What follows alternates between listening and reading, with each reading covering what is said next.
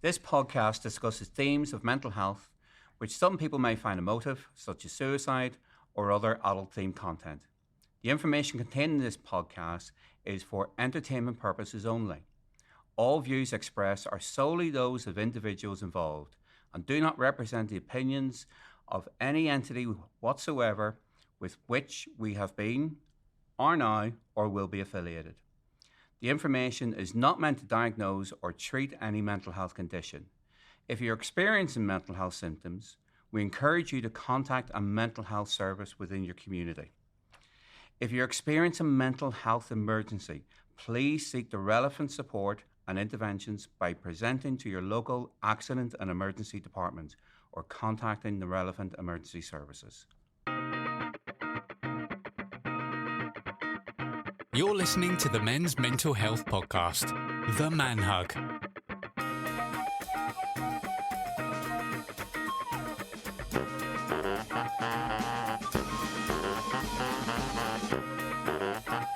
Welcome to The Man Hug, the monthly men's mental health podcast. I'm Dean McShane. I'm Dan Cooper. I'm Ian Pearce-Hayes. And I'm Conleth Kelly. Each month we will discuss a different topic related to men's mental health, which will include a guest speaker who will discuss their own personal story. And each month we will also be showcasing an organisation or charity within the Merseyside area who work within mental health to help build your signposting skills.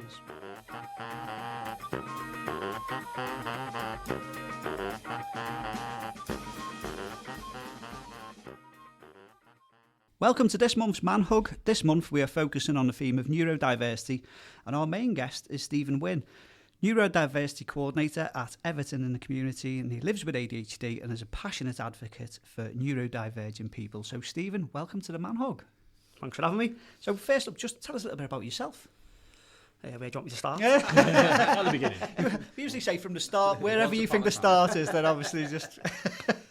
So you mentioned that you were at the Everton Academy yourself as well. Yeah, so from a young age, I'll try and come on it from a neurodiversity perspective. So primary school, quite a nice, young, pleasant kid, but I had certain issues within school. When you kind of look at neurodiversity and kind of the symptoms of ADHD and stuff now, it's kind of apparent that I'm most likely, obviously, had ADHD with the issues that arose. So I kind of come through the academy system. I got picked up around the age of 11, 12 as I was going into secondary school, and a lot of trouble started to happen for me, just in terms of kind of behavioural issues and getting excluded from school and that type of stuff. But what was quite interesting, that it was kind of happening at home. It was having issues at home, I was having issues in school, but I wasn't having issues at Everton. Right. So it was kind of situational as well. So from my perspective, I said, like, it was quite a tough, not a tough upbringing, and I had quite a nice family in that respect, but from a low social economic background, single parents, so live with my mum, and kind of football was my escape. Kind of felt like, so playing for Everton was a very enjoyable time, but obviously as I got older, it gets to the nitty gritty stuff. Got a bit tougher. I was released when I was 19 after a year's contract. And I think that's when kind of I'd say the ADHD symptoms manifested more into adulthood, mainly because I kind of lost that safe kind of environment and having the support network that I had at Everton. Things like financial issues, housing issues, relationship issues, them type of things became more apparent as I come into adulthood. So that's a bit about me. From a work perspective, I think over the last 12 or 13 years since leaving university, I've worked in support roles. So anything to do with kind of supporting people. So I started off initially after leaving university being a teaching assistant in a mainstream school. What I found that there was kind of some, what would you say, what's the word I'm looking for here? Transferable skills. Yeah. So that's what I was looking for. So being a footballer, obviously you're dedicated to your craft. You're looking at kind of performance analysis, how can I become better, how can I help my teammates, them type of things. And what I found, like in support work, them skills were transferable.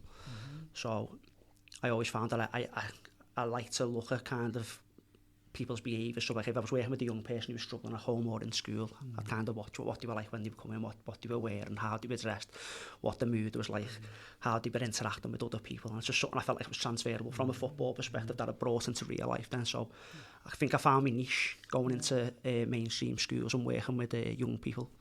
Done that for around a year or two, and then Everton Free School opened, and obviously having the Everton connection, going to university and learning about the stuff I'd learned, so it was kind of a marriage made in heaven really. I had the football background, but it was kind of an educational support programme of alternative provision, so I got the job there as a mentor, and then from there it's kind of built up I've done about 5 or 6 years worth of support work, so working with young people, looked after children, young offenders, visiting prisons to look, work with young people one-to-one and helping them when they come out of prison.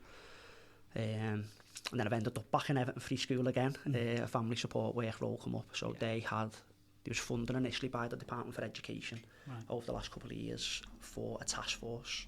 So the idea was, can we bring the professionals from kind of primary secondary care into the community? So we had family support workers, youth workers, speech and language therapists, school nurse, educational psychologist and CAMS, all within the school. So the idea is if the kids are facing any issues at home or within school, we should be able to kind of hit it head on directly. Wow, that's incredible. And they just got an outstanding in the school of Ofsted, so obviously the work going in is going. I thought I'd give them a shout out there. Well done. It sounds like an incredibly rewarding role that you do, you know, and especially to see, you know, young people that were often very isolated if they're, you know, within schools and that, seeing them flourish, I guess, really, and the things you do.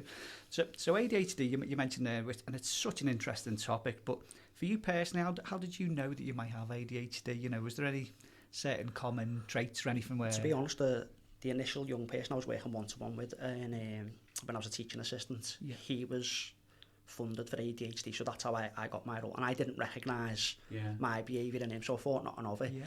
It was only, I think it was about 3 years ago, I'd done a Masters in sport, physical activity and mental health, and one of the modules was around neurodivergence, and I'd done an essay on ADHD, and the more I went through the symptoms, I just diagnose yourself. I did diagnose myself, but then I started speaking to other people.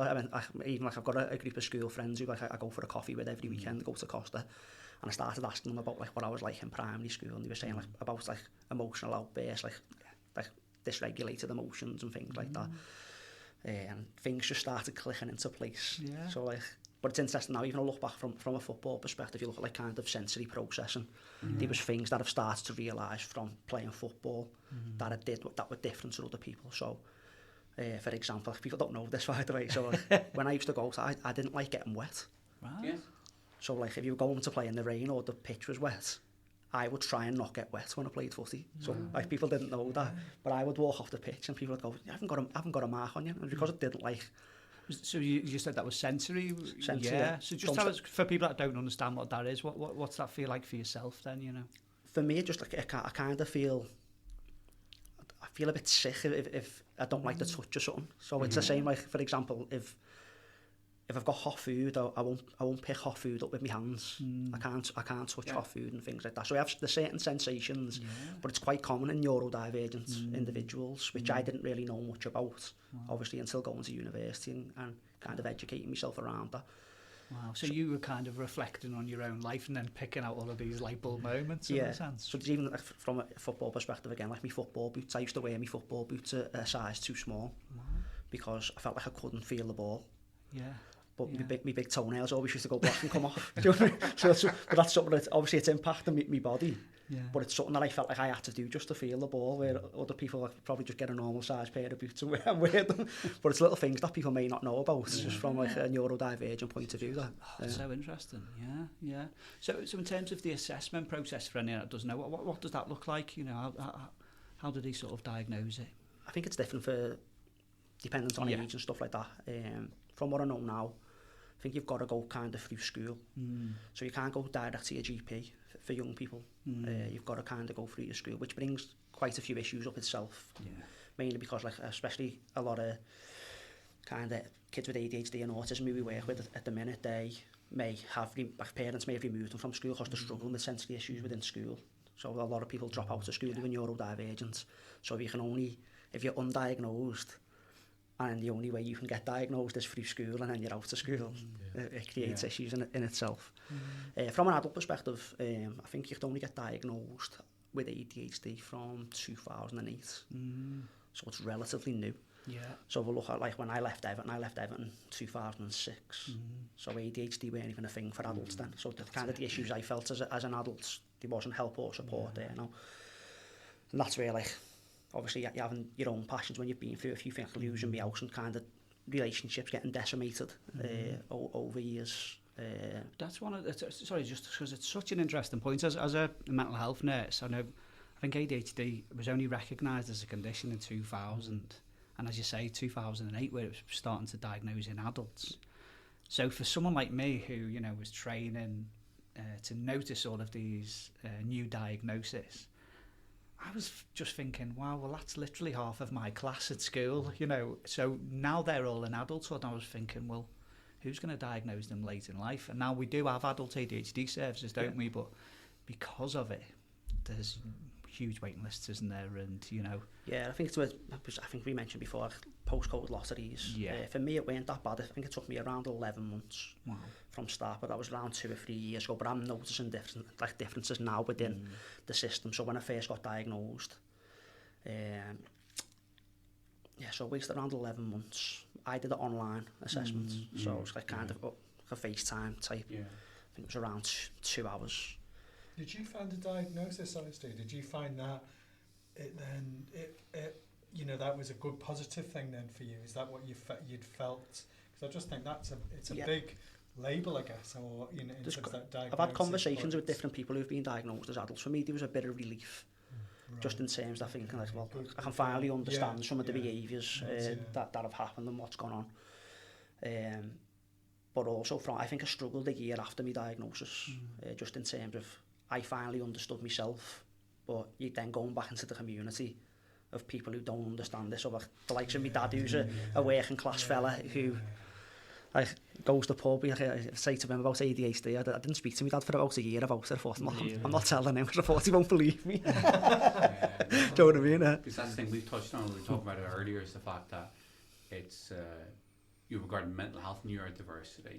It's not really the neurodiversity. Well, it can be the neurodiversity, but it's also how society actually then treats that person, which then creates a potential knock-on effect. I'm sure there's lots of other things, but we were talking about that earlier, and this is what we're trying to do, is just educate people. Normalise.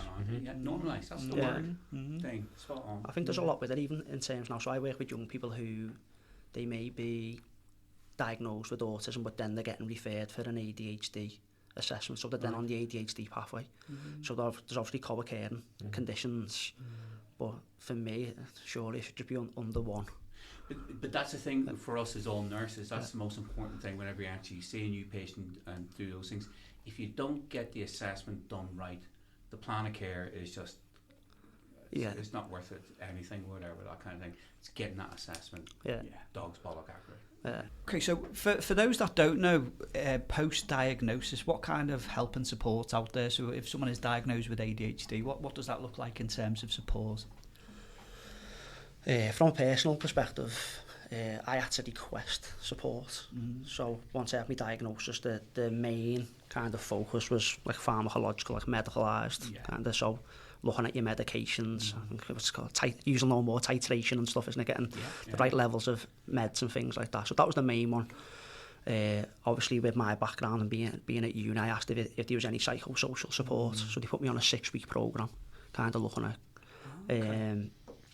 So I think there was a bit of a waiting list, but it was only about 5 or 6 weeks for that. So it was online. I think it was like every Thursday, 5 till 6 after work. You'd go on and do like a session each week, and it was around different kind of topics around ADHD, which was quite useful. But I often wondered, if I didn't ask for that, would they have got it? You know what I mean? So I feel like I think the main kind of support that people expect is the medication, isn't it? But obviously, you'll know as well, if you're in your field, that there's a lot more we can do, just in terms of kind of talking therapies and kind of physical activity and exercise and Did nutrition. you find that helped for yourself as well, Steve? I always found I was doing the other two anyway. I was always exercising, I was trying to get support. I'd been to counselling through like the football, and I feel like I had to take a few things off. Obviously, after playing for Everton, I went to get some counselling just around being released and that. So I ticked that off, but after that I still felt like there was still something underlying, and that's where it comes to like ADHD. And I'd been to doctors over the years with kind of dips in mood and things like that. I was getting diagnosed with anxiety and depression, and I was saying to the doctors, like saying, this isn't the problem. So you look at like kind of symptoms and causes. I feel like the underlying cause was the ADHD, so the symptoms were anxiety and depression, but I think it was more to do with looking after the ADHD. What are some of the typical symptoms that people you know, can either look for or relate to in terms of ADHD? Is there any sort of like typical traits? Or? It's different for individuals, but they mainly focused on like the inattention, hyperactivity, impulsivity. That's what kind of the main three were always looked at. So my diagnosis was a combination. So I think you'd have to hit a certain markers in the DSM-5 to be diagnosed with one or the other. So you can be diagnosed with inattention but not hyperactivity and impulsivity. I was diagnosed with both, so it was classed as a combined diagnosis. But I think they look at now at a kind of emotional dysregulation.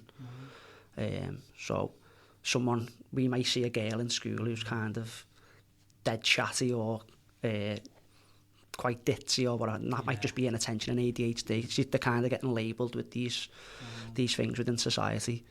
It's hard on really, I say, when you talk about labelling, because I think as a society we always, when you talk about ADHD, especially to like the older generation, they'll think naughty boys in school. Yeah, exactly. Yeah. And that's what we're trying to say now. There's a lot of women who are struggling with ADHD, and they're kind of going undiagnosed and under the radar. So it's about us kind of recognising them signs and symptoms. That's brilliant that happens, because when I was mentioning before, you know, pre-diagnosis and pre-definition of ADHD, when I look back at sort of my own schooling, and you're right, those lads in particular were either labelled as disruptive or hyperactive, really, you know, and isolated, not brought forward. What can we do to support? But isolated. I remember they were put in some kind of like, you know, special learning van outside type of thing. It was, you know, but when you look back now, it's like, God, if only they'd had that support. I always kind of look at the power of ADHD. I've worked with consultant psychiatrists who had ADHD, and I always tell everyone he's the best doctor I ever worked with, because he was like the Tasmanian devil. His energy levels were ridiculous, but he was so passionate with it and his energy. But my favourite story I ever read was about Michael Phelps, the Olympic swimmer, and his mum, basically, that's how she describes it. He's got so much energy, he's like the Tasmanian devil. Can't get him to sit down, he's go. And his doctor said, just find something where he can burn his energy. So she threw him in the pool, and then 24 gold medals later, whatever it was, you know. It just shows the actual power. Needs for a disclaimer out for people there, just don't throw your kids in. But Jim Carrey as well, the actor, and I remember reading about his school, and where he used to have to play like ice hockey for like 8 or 9 hours a day to lose all of his energy so he could sleep and things. When you look back now on your own sort of like childhood, you mentioned exercise being a big thing. Was that to help you with, you know, sleep and everything else? Well, I look back now, I probably slept better and all that stuff when I played for Everton. I think my life was more kind of, you talk about like being regulated. Yeah. I think looking back, I was exercising, I was eating well, I had structure, I had people to speak to. Yeah. So when you kind of lose that environment, I can understand now why I struggled after it. Do you know what I mean? And it wasn't the support mechanisms and networks in place. I didn't feel at the time. It's got a lot better, but I still think, as I said, it's in its infancy. If adults are only getting diagnosed since 2008, I think there's a lot more research and things that need to be done just in terms of supporting people. That's so important what you said about finding your own, you know, what worked for you, and I'm sure you now as a role model for young people are able to have these conversations about things. Yeah. You know, as you said, they're having a supportive environment, somewhere where you can talk, somewhere where you can exercise, somewhere where you've got structure and routine. I think that's the basis of my work. I always I think if I can create a safe space for the young person to come in and can even give like examples. Like there's still young people who come and see me now who've left school and things like that. But there was one person, for example, undiagnosed, well, I suspected autism, wouldn't speak to anyone, so I used to get her to come into the room, and I'd say, write down or email me this and this. And by doing that, I'd go out for 10 minutes, come back, and then that would initiate the conversation. She just couldn't conversation start. Do you know what I mean? That was an initial barrier, so she weren't kind of offloading in any way, getting anything off her chest. Once we'd done that little bit, so it was just kind of, we talked about accommodations in where it was a simple accommodation to create the communication. So by writing a few things down, me reading it, she then knew I understood what I was saying, and then I could then asked some questions, and then the conversation would flow. And then there's been other kids, for example, I might just watch a video with them. So you're looking at interest-based learning, aren't you? I think to yourself, like specifically for ADHD, as I said there, if it was football related or maths related for me in school, I loved it. But then it was any other, like English and things like that, I'd probably struggle, so it might be a bit more disruptive and things like that. So it's obviously looking at kind of the activity you're doing as well. Putting your passion into something, isn't it? You know, well, talking about even like saying about passions and interests. So what I've done as part of my community-based work now, has anyone coached? Anyone done sports coaching? Yeah. So they use an acronym called STEPS. You know, like you're setting up, so like if you're planning a session, delivering a session, or like kind of reflecting on a session, you use STEPS. So it's space, task, equipment, people and speed. So what I've done now is put a neurodiversity spin off. Obviously having a sporting background, I thought, well, what can I do for kind of the sport, like the coaches who are going out into primary schools and secondary schools, how can I make neurodiversity a bit more inclusive through a kind of sporting perspective? So I've looked at kind of sensory spaces, looking at tasks. So like we're looking at interest-based learning that'd be involved in tasks. So if you can get young people involved in tasks that they're interested in, we may be able to encourage them to work equipment. So we're looking at kind of what the needs are within the classroom, fidget spinners, them type of things, people. So we look at kind of support networks if you can get people to understand them around them. And then we've looked at speed in terms of like traffic light pacing. So looking at like red, amber, green, can we look at certain activities that we can do? Like, if it's green for you, do more of it. If it's red, it's just looking at different activities that are more community based and supportive, but they're quite accessible as well. So having the acronym, I can just go into the staff and say, well, have a try of this, if that makes sense. Yeah, that's brilliant. So what advice would you give to anyone who's listening who thinks, you know, they might have ADHD? You know, is there any sort of like advice you'd give them for seeking support? Or depends for... how much money they've got, really. Yeah. I'm saying, if you've got to go through the NHS, you've got to go through the NHS, haven't you? So you be prepared to wait. What I would say is educate yourself. So for me, like obviously local organisations, Advanced Solutions, ADHD Foundation, and they're the main two for me in Liverpool, where if you're looking for resources and to support yourself or support others, get on their websites. The ADHD Foundation website's brilliant, yeah. Isn't it? You need anything that you need from there. Excellent. Oh, that's really, really useful. So you mentioned before about your role with Everton in the community. You know, it's neurodiversity, and it's our theme today as well. You know, and we had Michael Branch on a past podcast who again was talking very highly about Everton and the community. So what do they offer the neurodiverse community, Everton in the community? It's different, really. It depends how you look at it. So there's the universal offer really of what we do. We run over 60 programmes. It's classed across the life course. So from when you're born to kind of end of life, anything in between, we've got programmes that support people's needs. We have disability programmes, so obviously I will link closely with the disability programmes. My funding is specifically for ADHD at the minute, but obviously the title, I think we know there's going to be growth areas and development.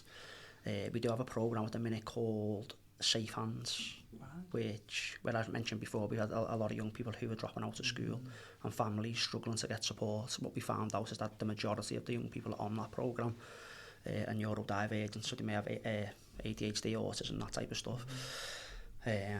So there's that type of support, individual support. We have an ADHD support hub for ages 9 to 16. Not ages 6 to 16, sorry.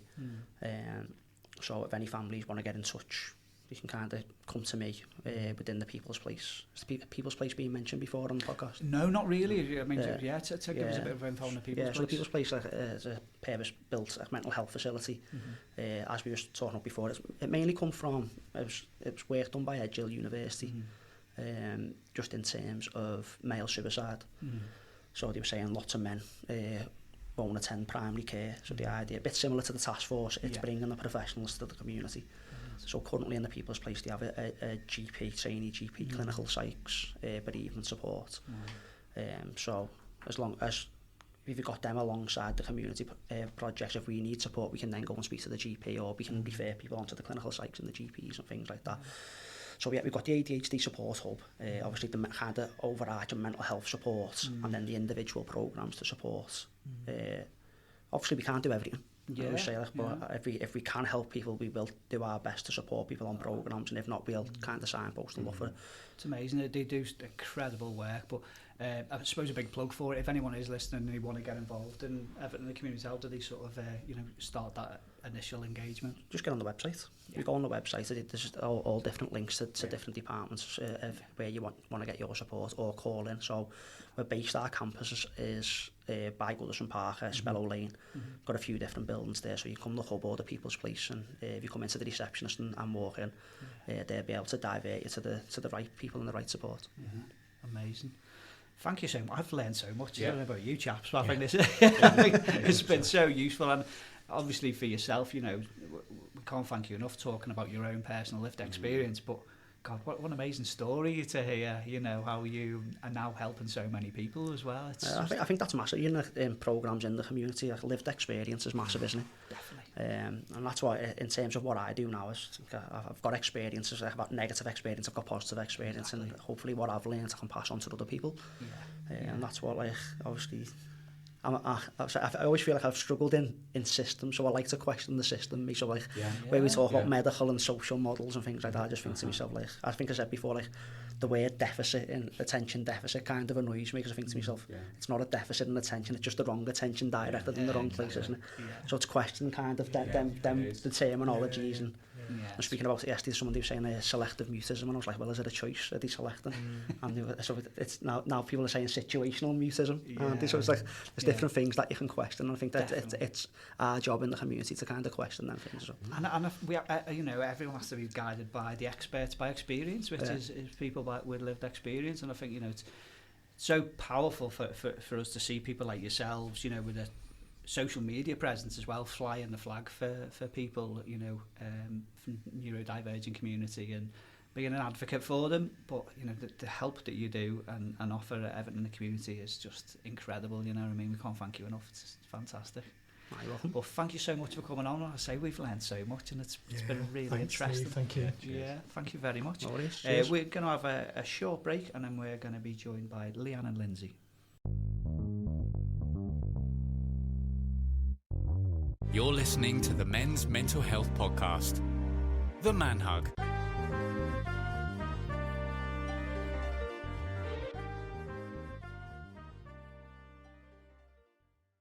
Okay, this is the part of the Man Hug when we usually have a chat as the hosts about our theme, but luckily for us, we have got two amazing nursing experts joining us for this segment. So we want to welcome Lynsey Boggan and Leanne Johnson from the ASD team at Alder. Thanks for joining us. Hi, thank you for inviting us. I think this would be a really valuable lesson for everyone here on autism. So I suppose just start us off by telling us what the ASD team is then. Yeah, of course. So we are the ASD assessment team. So our role is primarily diagnosis of children. So we work with young people from 2 all the way up to 18. And what we do is just really support them to understand sort of the differences that they experience. So they get referred in towards generally by school, or it can be GPs or other services that they work with, such as CAMS, things like that. And they refer into us to start the assessment process, which is very unique and different for every young person, because we try and meet the needs, don't we, of sort of everyone we see. So I can tell you a bit about that if you want me to. Yeah, brilliant. I think just before we go any further, we've said ASD so far without saying what it actually is. So autistic spectrum disorder, yeah. So just define that for us. What is autism? How do you sort of define it to people who ask what it is, when you're giving them these diagnoses? Yeah, so autism spectrum disorder is a difference in sort of how you see the world. So it used to be presented as quite what we call deficit focus. So it was like difficulties with this, difficulties with that, whereas now we just see it as sort of of differences in how people are in their personality, how they think. So the way we sort of categorise it is we do have to follow a diagnostic manual, and it looks at 3 areas of difference. So it looks at communication style. So this can be sort of how you interact with others, how you have a conversation, sort of what you decide to talk about.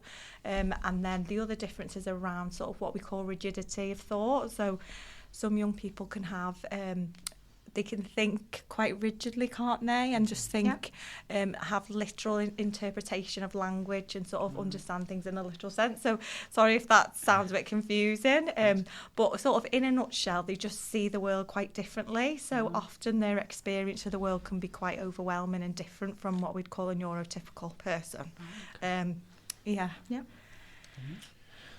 So I've just got a couple of questions as well. So how common would you say autism is?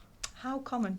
So so this is really interesting. So there's been loads of research sort of recently that has said that across the lifespan they think that the diagnostic rate has gone up by 800%, which is really interesting. So obviously when I started in practice over 24 years ago, it used to sort of be, say, 1 in 200 children would be diagnosed as autistic, whereas now you're looking at probably 1 in 100. So in a classroom of, say, 30, you know, you may be looking at sort of 3 young people in that classroom who might be diagnosed as autistic.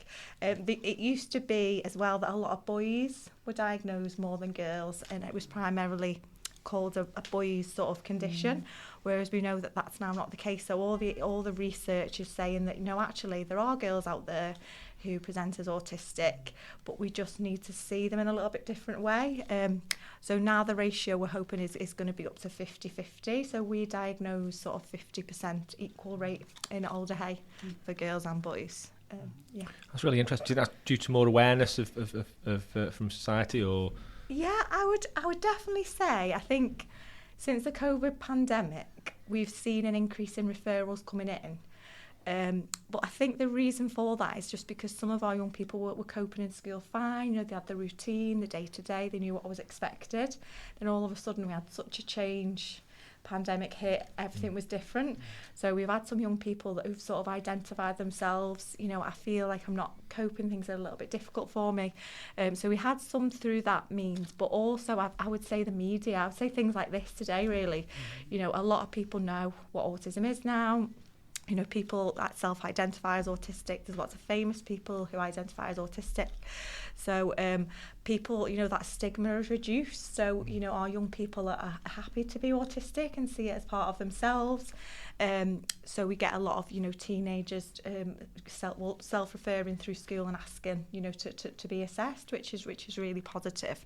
And I think also as well, the education around autism as well has now increased a lot with our professionals. So for instance, you know, a lot of our teachers will have a lot of engagement from services such as ourselves on how to actually, you know, assess a young person. So when we speak to our schools, they go through what's called a graduated approach. So they will quite assess the child and see what differences or what impact is happening at school, and they will sometimes identify themselves going, oh, is this, you know, ASD, and then they will then contact our team and ask, you know, our advice, but also support the parents in doing a referral as well. Brilliant.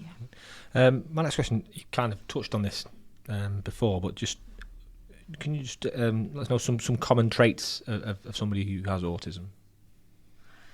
Oh, it's a hard one, this, actually, because every autistic person you meet is different. There's not. So just as any personality, you know, the autistic people we meet are all just so diverse and unique. But as I mentioned, we have the diagnostic criteria. So the proper name is called the DSM-5, and it breaks it down into categories. So as I said, the communication differences. So it could be, I mean, just one example is some of our young people might be interested in a certain topic, and they'll tell you a lot of detail about that. You know, they'll give you lots of information about that. So their communication style might be a little bit different than a neurotypical person. And then in this, what we call section B, which is around the rigidities, they may have something what we call sensory differences. So they may really struggle with loud sounds. hypersensitive to smells, the way clothes feel. But that can be different for every child that we meet. And like Lynsey was saying, because it is so different, that is why our assessments are very different for every young person that comes onto our pathway. We have a set number of assessments that we do as part of a team, but depending on the young person, the needs that are coming through on the referral, the needs of the young person, the differences and the impact that some of the differences are causing that young person will depend on what assessments they're having with us as well. So that's why it's quite a hard question to answer. Yeah, I threw you a tough one there, don't I? Sorry about that. Okay. I've got a couple of questions as well. I'm known as the statistician of the group. Now you've thrown some brilliant stats at me, so I've got some facts. Just like you to maybe think around them. It's just that, the fact that for autism it is kind of seeing for some people it's a new term, new phrase that they're actually have been introduced to. But it was first coined in 1911. Got this written down here. The concept of the autism spectrum was through the work of the British psychiatrist Lorna Wing, but it was in the 70s. Lorna Wing in the 70s. So it's been around for many, many decades. But do you think, you have touched on some things about the general public? You said about COVID, said about the media, but, do you think that is more or less, is there anything else about the general public you think, what are opinions of it? Is there any fears, any negative connotations towards it? I would say, I think the way it's evolved exactly as you described there, it's been an evolution, I think, with any conditions. Like and I think what we're realising now is, in the old sort of manuals, like Lorna Wing, she was wonderful, but she very much focused on what we would call quite a significant presentation of an autistic young person. Right. So maybe sort of the classic Rain Man presentation, which, we wouldn't ever, we wouldn't depict that now, would we? No. Because that's very, very rare. So I think in films and what we've seen, and also children who've got learning disabilities as well, so children who've got learning disabilities and autism as well as an additional need, they may not be able to speak, may not be able to communicate. So I think a lot of our culture this is what we've seen historically, this child with these differences. So the worry is that that's what autism is for everybody, when that's completely not the case. So now the diagnostic criteria actually changed in 2013 from what it used to be. So the Asperger's diagnosis, we no longer, we don't diagnose that anymore. We now just call it autism spectrum disorder, because that's how big it is, and everybody is different. And the criteria, I suppose, is a little bit more subtle in that we obviously pick up girls now. So the change, I think, in the media as well has been around picking up girls and understanding that girls can be autistic. It's just a little bit different. So research has moved on massively, I think. So I suppose what I'd say about fear is just really not for people to worry about the autistic label. It can be very empowering, especially in terms of adulthood. We've got the Autism Act now for employment and things, which is really positive. Yeah, because one of the things you touched on there as well, and I don't know if anybody ever saw that programme, that journalist, documentary maker, Louis Theroux. He did one around autism, and he actually asked this young man, about autism, and if he could take that autism away from him, could it actually help him and things like this. He goes, no, this is me, this is who I am. I thought that was very empowering, thought that was powerful. But that was a media source. Like, you've talked about media, talk about films and things like this. Is there anything else we can do to actually help educate the general public around this? Is there... Well, I know that within Alder Hey, once a young person or a child gets a diagnosis of autism, it doesn't just stop there with our team. So we actually offer a young person's workshop, don't we, whereby they can access support from one of our clinicians and also other young people, and talk about their diagnosis, talk about the impact, talk about actually moving forward and what the autism diagnosis actually means to them. So that's one thing that we do at Alder Hey, isn't it? They're also with regards to some of the education around around the public. We from Alder Hayes perspective, we will always ask people to have a look at our website. We signpost lots of our families to different organisations nationwide as well as locally. So in Liverpool, we're very, very lucky that we've got so many parent and carer forums. We've got so many organisations that people run this from a lived experience point of view. So the general public, the people who have had the diagnosis, or even some of the young people that do not get a diagnosis from us, we actually still direct them to these services around Liverpool so that they can find out, is there any other support for their young person or child? Because when we talk about why we've diagnosed somebody, it's because of an impact that's happened within their life. And if they haven't got a diagnosis for that answer, there's also sometimes something that they need to look into. So for instance, one of our young people might not get a diagnosis of autism but actually have sensory sensitivities. So we would then focus that need to move them and signpost them into a good organisation. And I think that's the message really as well. I mean, just to support what Leanne said really is that, neurodiversity is bigger than autism. So I know you asked about this podcast being about, but neurodiversity includes a lot of other conditions, including ADHD, tic disorder, and sensory processing, dyslexia. So to be a neurodiverse person, identify as neurodiverse, it doesn't always mean that you're autistic or ADHD. There's a lot more to it. So when we go back to the stats of looking at a classroom, you might have 30% of them kids who would identify as neurodiverse. So I would probably say it's just about us accommodating all of the time. So not having anything special for these young people, but just being, reasonable adjustments all the time in all of our classes and all of our universities, because you're very much likely to have a high population of neurodiverse students in any, in any class, aren't you? Yeah, definitely. Nice one. Brilliant. Yeah.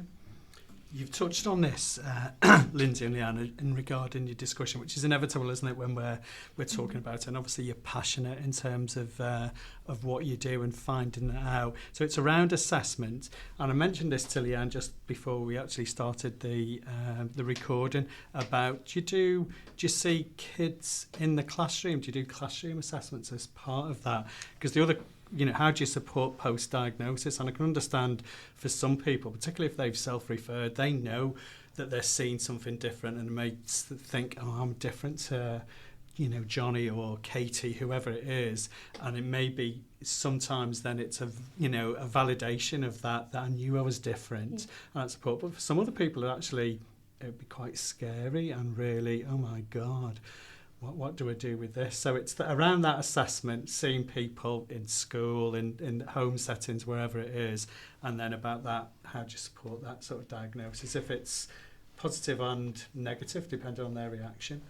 Yeah, so I think, as you said, for young people who know that they may have some differences and they come forward, they may come through a GP, they may come through school, but as part of our referral process, we do really try to get a school on board from the very, very first point, because we know as assessment clinicians, we might only see that child for, a few hours, spend some time with them, we can do our best, but actually it's who they're with every day that's key.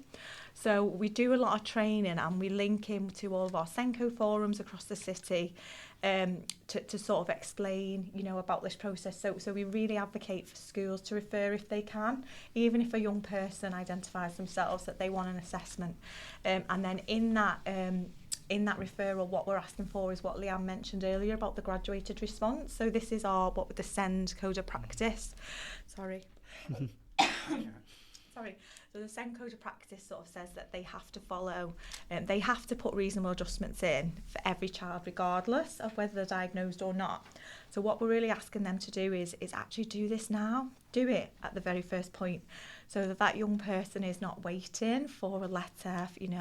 They're not waiting for anything to happen. They're going to be looked after and everything's going to be fine from the minute the need is identified. So that's what we really we really want school to do. And And as for sort of seeing them all in school, we've got quite a high caseload. As I mentioned, you know, diagnostic rates have gone up.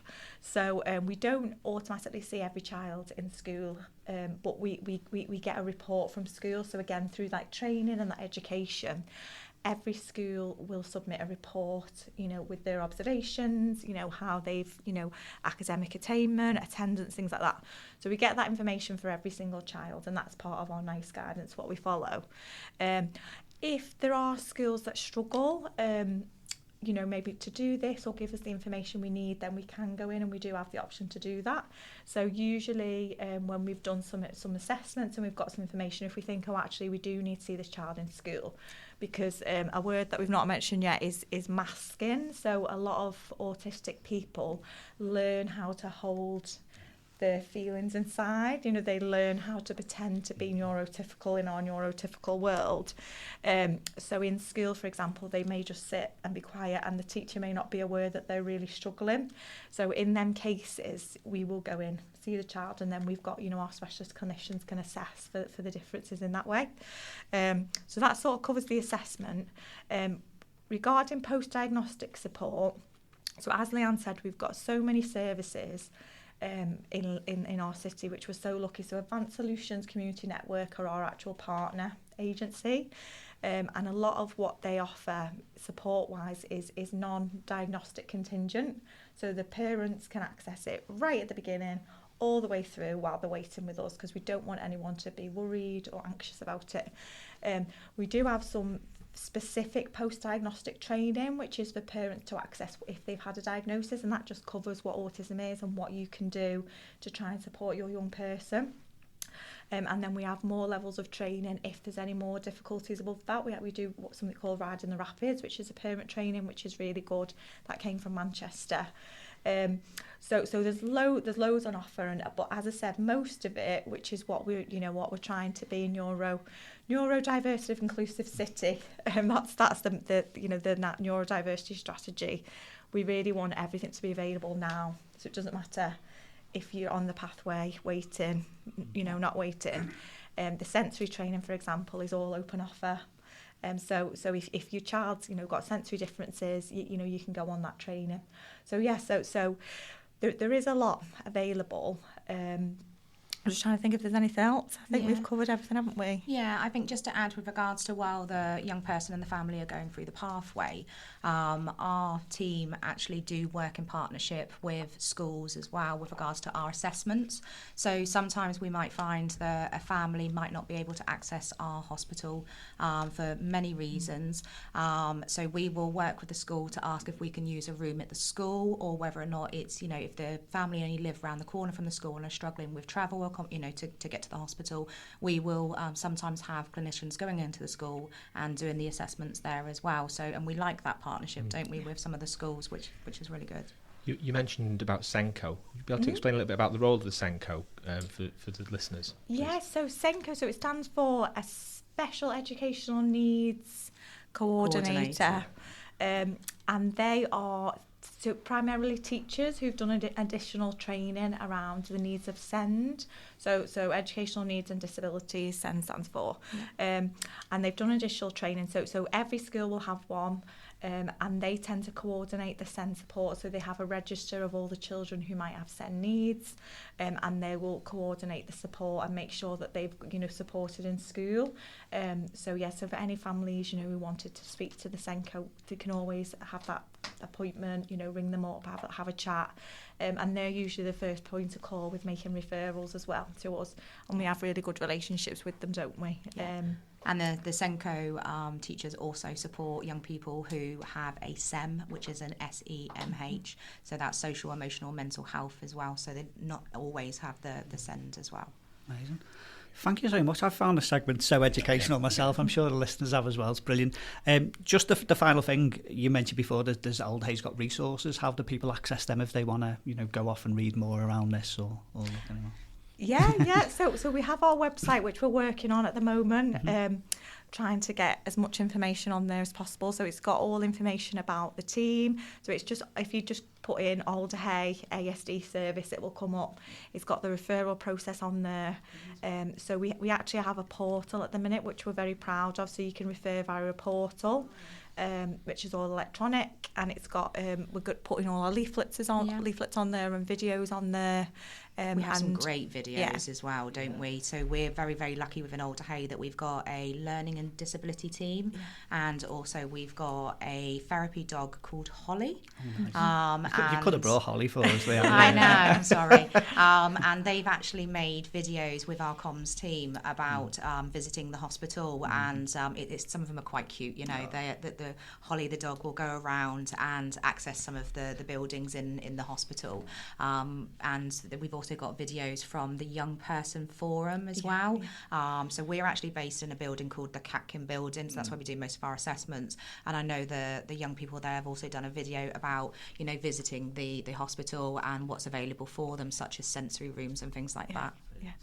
And because it is quite a big hospital, Alder as well, so we've got a sensory project ongoing. So if a young person's coming to the hospital and they're autistic, so maybe they might be coming for a dentist appointment or orthopaedic, so it doesn't have to be for autism assessment, but they can ask for sensory boxes, which are in reception. So it's got, you know, sunglasses in it, ear defenders, you know, twiddle toys, just things to just help them get through that appointment. So we're really proud of that. And the young people who worked on that project did like a sensory walk around of the whole of the hospital and identified that areas. We've got a sensory garden and things. And they've also done an amazing video, which is on our website as well. Yeah, so just plug for that one. Fantastic. Thank you so much. And thanks for sharing, you know, for where people can access the resources. But it's been a brilliant segment. Thanks so much for joining us. We're going to have a very short break, and then we'll be back with Jade from the Zero Suicide Alliance.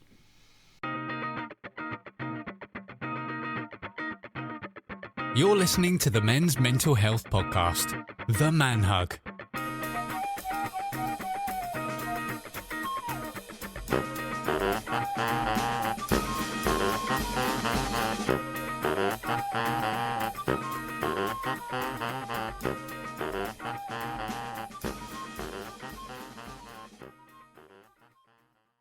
Okay, next up we've got Jade Corbridge from the Zero Suicide Alliance. Thanks for joining us, Jade. Hi, thanks for having me. So we are huge fans and promoters of the Zero Suicide Alliance, and it's been mentioned on numerous occasions, including a big plug from one of the people who helped in the creation, Angela Samata, on the podcast that she did with us.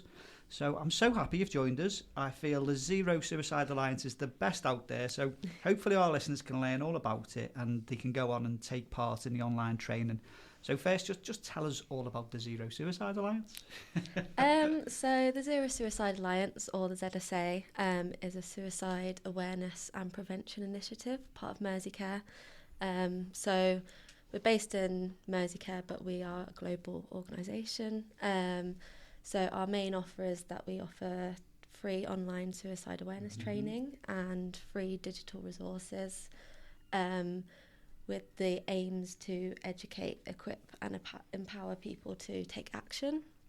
So we launched in 2017 and since then our training's been taken over 2.5 million times now. Wow. Yeah, so I've done really it. happy about that. Yeah, we've got... So if Ian can do it. Anyone can do it. I didn't say it. I'm joking. No. All this will be deleted. No, but it really is for everyone and anyone. You know, you might know of a family, friend, colleague that might be struggling, and it's so important to have those conversations and help people that are struggling. So in April this year, 2024, we released our autism and suicide awareness training, which has been taken, which I checked this morning, nearly 13,000 times now since That's April. incredible. So had a really good uptake. So how did it all come about then? So go back to the initial work in 2017. How did that occur? How did that get started? What was the forerunner of that, and you know, how did it come about in the first place? Of Zero Suicide. Yeah, and then obviously the new training as well. So it came about. Sorry, I'm not very not very good at the history. But I only joined in 2021. So we were initially founded by Geraldine Strathdy, Joe Rafferty, Elaine Derbyshire. So they came and Steve Mallon, I think he lost his son to suicide. So it all came about as an alliance of different organisations and clinicians, people working in suicide prevention, and just with the key aim of, you know, we want to prevent suicide. One suicide is too many. The reason why we have suicide in our name is because we want to break the stigma around suicide. We want people to say the word suicide without recoiling. Some people do. They get scared of even saying the word, and just having that in our name, it, you know, installs it into people's everyday vocabulary. And you're right, because there's a stigma, isn't there, around that term that prevents people straight away from talking about it. So I think that's really important. And is that why you mentioned that there was someone, I know Angela Samata, who's been one of our guests, it's something that she's encouraged and promoted. So what the fact that you've had people who've been you know, affected by people in their lives, close people that have been you know, had suicide, what impact has that had, do you think, in terms of that, tackling that stigma? So sorry, could you? Yeah, just what do you feel that, you know, it's not just, I guess, academics, I guess, in a sense, or people who got, this should be the train, it's people who've actually been affected by suicide themselves in terms of their family. So what do you think the difference then is, and why have you been involved with it from that? You know what I mean, from their input, what have you learnt from them? What have they brought to it? I think a lot of people don't recognise the signs, and I think that is a real challenge. A lot of people have family members, friends, colleagues that died by suicide, and they look back and they think, oh, actually, there was something that they were displaying. There was a characteristic or a risk factor, or you know, they weren't themselves. But you never think that suicide is the answer. I mean, you never think that would happen to you. You know, you read all statistics, and it's easy to read journals and articles about people dying by suicide, but I think people forget that it can happen to anyone. Suicide doesn't discriminate. It's everyone's business, and I think that's why it's so important to really tackle that stigma. And it's so important to, one of the reasons why we're an alliance is that we think that everyone needs to work together to reduce these suicides. It's not just one specific person or one organisation, it's everyone's business. It's funny because Angela Samata was, when she was our guest, one of the things that she said that stuck with me was that she actually said that I realised, you know, I was here because of the results of suicide within her own family. And then she said, but all I was an expert was, I was seen as an expert, but it really was in my own confusion and in my own distress.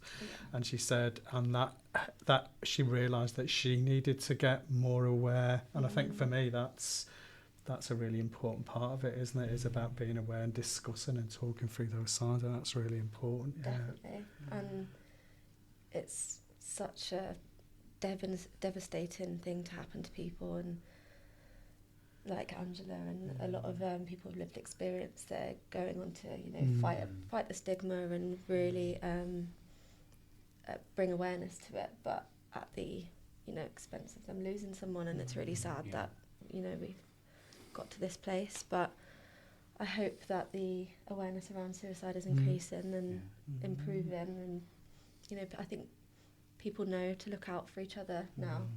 Everyone is struggling, and, you know, just even asking if you're okay, or, you know, how's your day been, that could actually really help someone, because they might have not spoken about their feelings. And I think actually asking someone directly, are you feeling suicidal?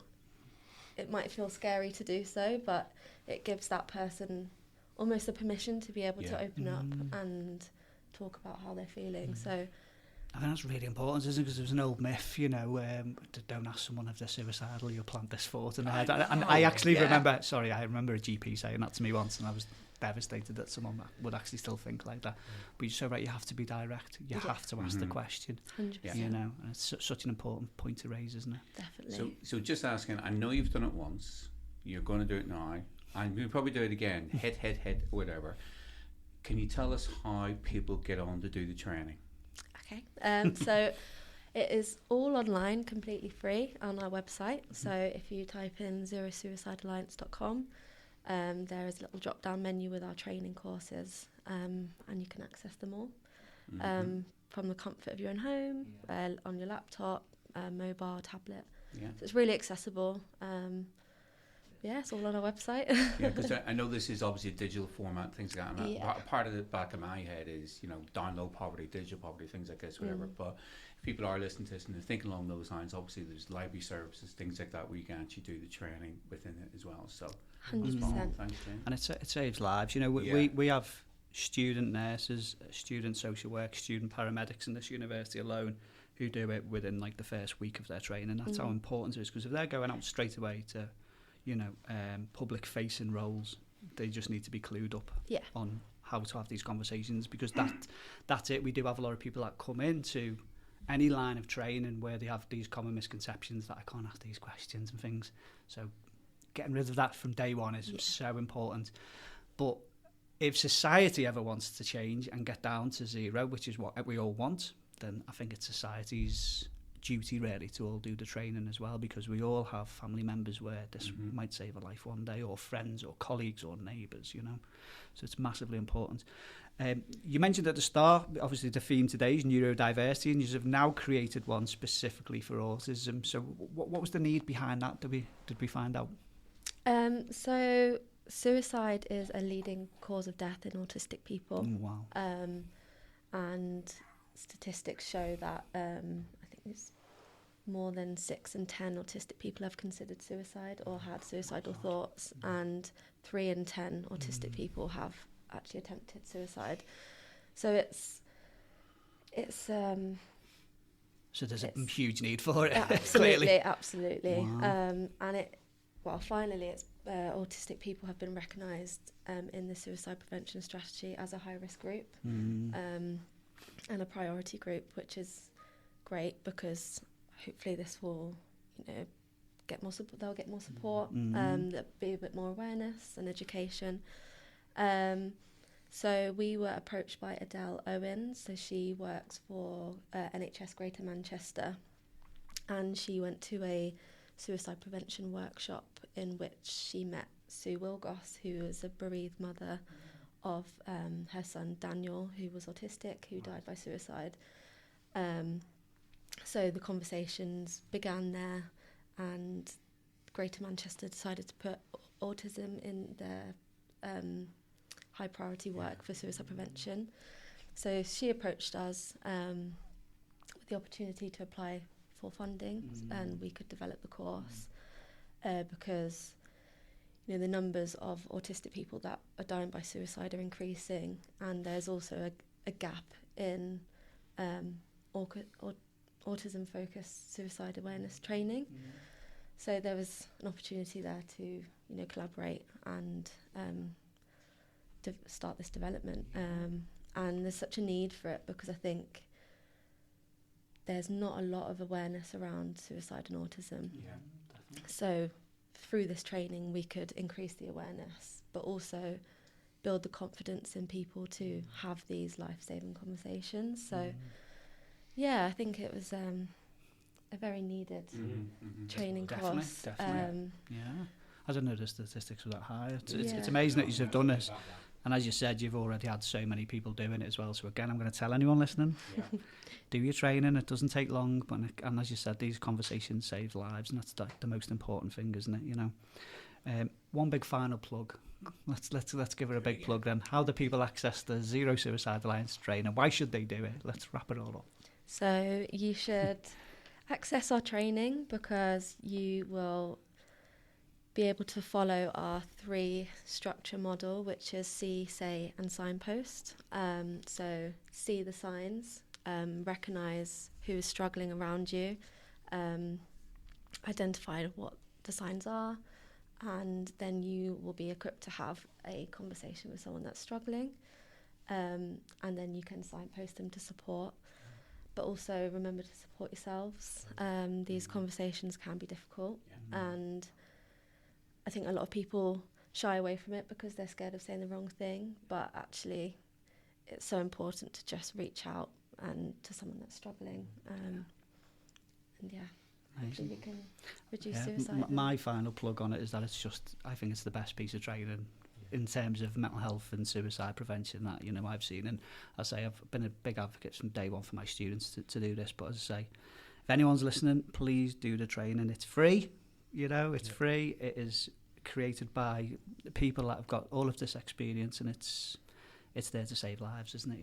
We talk a lot about stigma, don't we, on the podcast, and particularly around suicide. It's so important, and that is what this training does. It's breaking down that stigma. It's giving people the tools. It's so important. If you haven't done it, please do it.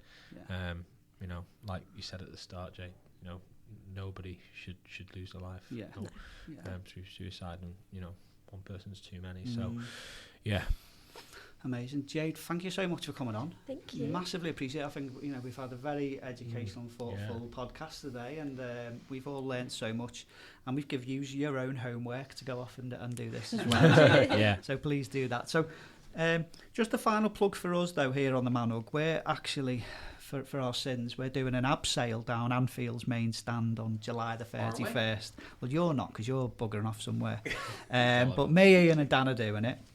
So if anyone would like to sponsor us, all the info's on our social media, on our Instagram and our Twitter, and it's all going to a local boys football team. And we talk very much on the podcast around the importance of being in a team, and especially for resilience for young children and boys in particular. So we're doing it for these guys there, and I think we are all, safe to say, we're all going to be outside of our comfort zone doing this, aren't we? I can't wait. I don't know if Ian and Dan's nervous, but I am bricking it. I'm not scared to admit it. 100 foot down the main stand, down the greatest main stand, may I add as well. So if you'd like to sponsor us, then obviously get onto our social media, and you can sponsor us through there. But once again, thanks very much to everyone that's joined us today, and we will see you next month. If you or anybody else you know is struggling with their mental health, visit hubofhope.co.uk or download the app today and find local and national mental health support. Please make sure that you follow us on Twitter. It's @TheManHug. Thanks for tuning in, and we will see you next month.